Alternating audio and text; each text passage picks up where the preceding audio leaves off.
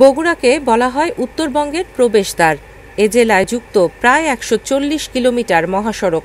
তবে ঢাকা-রংপুর মহাসড়ক ৪ লেনে উন্নীতকরণে কাজ চলমান থাকায় এবারের ঈদ যাত্রায় উত্তরের ১১ জেলার যাত্রীদের ভোগান্তির আশঙ্কা করছেন চালকরা।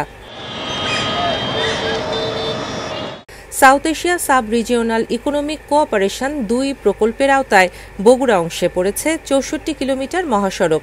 এই প্রকল্পের আওতায় শহরে ওভারপাস ও আন্ডারপাস নির্মাণের কথা রয়েছে। এছাড়া শেরপুর উপজেলা সদর, বগুড়ার বনানী ও মাটিডালি এলাকায় ৩টি ফ্লাইওভারও নির্মাণের কথা রয়েছে। তবে এখন পর্যন্ত মহাস্থান এলাকায় একটি আন্ডারপাস নির্মাণ কাজ শেষ হয়েছে। অন্য ১০টির মধ্যে শহরের চারমাথা কেন্দ্রীয় বাস টার্মিনাল এবং বারোপুরে ২টি আন্ডারপাসের নির্মাণ কাজ ৯০% শেষ হয়েছে। আবার যানবাহনের চাপ আর রাস্তা প্রশস্তকরণ কাজের ধীর গতি থাকার কারণে শহরের বিভিন্ন স্থানে প্রায়ই সৃষ্টি হয় যানজট। এতে দুর্ভোগের শিকার এই পথের চলাচলকারীরা। যানজটের কারণে আমরা অনেক সমস্যার সম্মুখীন হচ্ছি। যেমন দেখেন, আমার বাসা হচ্ছে মির্জাপুর, আমার শেরপুরে আসতে হয় বাচ্চাকে নিয়ে পড়ার জন্য। এমন অবস্থা সৃষ্টি হয় যে যানজটের কারণে আমার সময় এতটাই হয়ে যায় যে স্যাররা দেখে এইসব পরীক্ষা শুরু হয়ে যায়।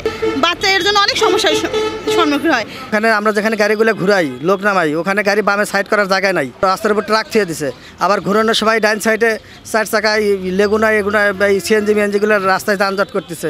সড়ক ও জনপথ অধিদপ্তরের তথ্য বলছে, ঢাকা-রংপুর মহাসড়কে প্রতিদিন ১৫ থেকে ২০,০০০ বিভিন্ন ধরনের যানবাহন চলাচল করে। ঈদ উপলক্ষে আগামী ১৩ এপ্রিল থেকে এই মহাসড়কে যানবাহনের সংখ্যা বাড়বে। এমন প্রেক্ষাপটে যানজট পরিস্থিতি আরও ভয়াবহ আকার ধারণ করবে বলে শঙ্কা সাধারণ মানুষের। এই রাস্তার কাজ ধীরগতি হওয়ার কারণে আমাদের মানুষের যেখানে ১ ঘন্টা রাস্তা ২ ঘন্টা লাগছে বা ৪ ঘন্টা লাগতেছে। এর আগে তো আরো গাড়ি বেশি চলবি, অনেক গাড়ি বেশি হয়ে যাবে, তখন তো রাস্তার মানুষজন পার হতে পারবে না। প্রকল্প সংশ্লিষ্টরা বলছেন, নির্মাণ কাজ চলমান থাকা সত্ত্বেও যানবাহন চলাচল যাতে ব্যাহত না হয় সেজন্য প্রয়োজনীয় পদক্ষেপ নেওয়া হয়েছে। ঈদ উপলক্ষে আমাদের প্রস্তুতি খুবই ভালো। আমরা প্রায় ১৭টা পয়েন্টে আমরা কাজ করছি, অ্যাড্রেস করছি। এছাড়া ছোটোখাটো আরও বিভিন্ন পয়েন্টে আমরা ঈদ উপলক্ষে প্রায়োরিটি বেসিসে কাজ সমাপ্ত করছি, যেটা ১৭ এপ্রিলের মধ্যে শেষ হবে। তা আমাদের শেরপুরের যে ধুনট, সেখানে আগে ৪ লেন ছিল, এবার ৫ লেন আছে এবং আমরা স্মুথ করার জন্য আমরা অ্যাসফাল্ট সহ পুরো কাজ সম্পন্ন করেছি। এদিকে যানজট নিরসনে মহাসড়কের সরু অংশগুলো অস্থায়ী ভিত্তিতে প্রশস্ত করা হচ্ছে। ১৭ এপ্রিলের পর থেকেই পরিস্থিতির উন্নতি হবে বলে জানিয়েছেন জেলা প্রশাসক।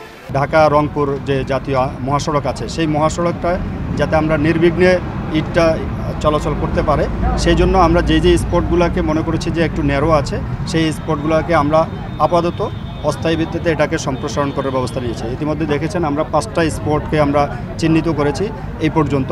আরও সামনে হয়তো অনেকগুলো স্পট থাকতে পারে, সেটাও আমরা দেখব। টাঙ্গাইলের এলেঙ্গা থেকে রংপুর পর্যন্ত ১৯০ কিলোমিটার ২ লেনের মহাসড়ককে ৪ লেনে উন্নীতকরণের এ প্রকল্পের ব্যয় ধরা হয়েছে ১২,০০০ কোটি টাকা।